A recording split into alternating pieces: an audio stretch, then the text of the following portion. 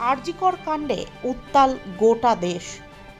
সঠিক বিচারের দাবিতে রাত জাগছেন রাজ্যের লাখ লাখ মানুষ। এই আবহে সঠিক বিচার চেয়ে আজ দুপুরে সিবিআই দফতর অভিযানের ডাক দেয় বড়বাজার জেলা কংগ্রেস। সেই সিবিআই দফতর অভিযানে ধুন্ধুমার। সেটিং ছেড়ে বিচার দাও, নইলে সিবিআই ফিরে যাও, এই স্লোগানকে সামনে রেখে ৪ঠা সেপ্টেম্বর বুধবার বড়বাজার জেলা কংগ্রেস কমিটি কলকাতায় সিবিআইয়ের প্রধান দফতর নিজাম প্যালেস অভিযানের ডাক দেয়।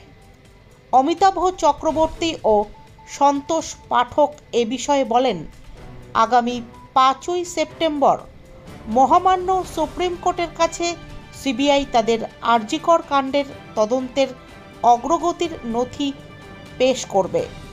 ঠিক আগের দিন আমরা সিবিআইকে হুঁশিয়ারি দিতে নিজাম প্যালেস যাব। একাডেমির সামনে থেকে 1:30 নাগাদ মিছিল শুরু হবে।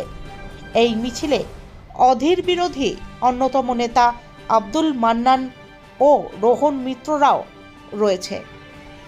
যদিও এই কর্মসূচি প্রকাশ পাওয়ার কয়েক ঘন্টার মধ্যে প্রদেশ কংগ্রেসের তরফে বিবৃতি জারি করা হয়।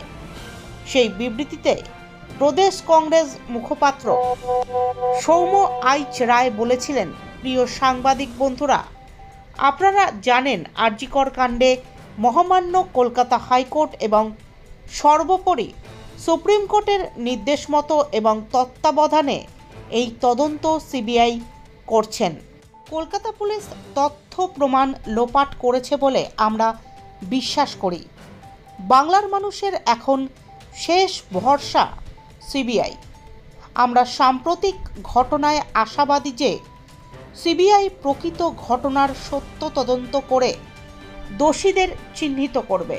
তাই পশ্চিমবঙ্গ প্রদেশ কংগ্রেস কমিটি সিবিআইয়ের বিরুদ্ধে আপাতত হাইকোর্ট এবং সুপ্রিম কোর্টের কথা মাথায় রেখে সিবিআইয়ের বিরুদ্ধে কোনো আন্দোলন করছে না এবং কোনো আন্দোলনকে সমর্থন করছে না। তবে এ বিষয়ে প্রবীণ প্রাক্তন সাংসদ প্রদীপ ভট্টাচার্য বলেন, প্রদেশ নেতৃত্ব কি বলেছে সে বিষয়ে জানি না, তবে বড়বাজার জেলা কংগ্রেসের ডাকে এই অভিযান ছিল, সেই অভিযানে সামিল হয়েছি। কারণ এর আগে বহু ক্ষেত্রে সিবিআই যেসব মামলার তদন্তের দায়িত্ব নিয়েছে তার অধিকাংশ ক্ষেত্রে কোনো সুরাহা হয়নি। ফলে আরজিকর কাণ্ডে তদন্ত করার ক্ষেত্রেও যেন তেমনটা না ঘটে, তার জন্য সিবিআইয়ের ওপর চাপ বাড়াতেই আজকের এই অভিযান। এর আগে গত 21শে অগস্ট লালবাজার অভিযান করেছিলেন এই অধীর বিরোধী গোষ্ঠীর নেতারা। যদিও সেই সময় প্রদেশ কংগ্রেসের তরফে এমন কোনো বিবৃতি জারি করা হয়নি। ঠিক তেমনই গত 29শে অগস্ট কলেজ স্কোয়ার থেকে শ্যামবাজার পর্যন্ত অধীরের নেতৃত্বে মিছিল ও সমাবেশ অনুষ্ঠিত হয়, যেখানে অধীর বিরোধী গোষ্ঠীর একাধিক নেতা নেত্রীকে সামিল হতে দেখা গিয়েছিল।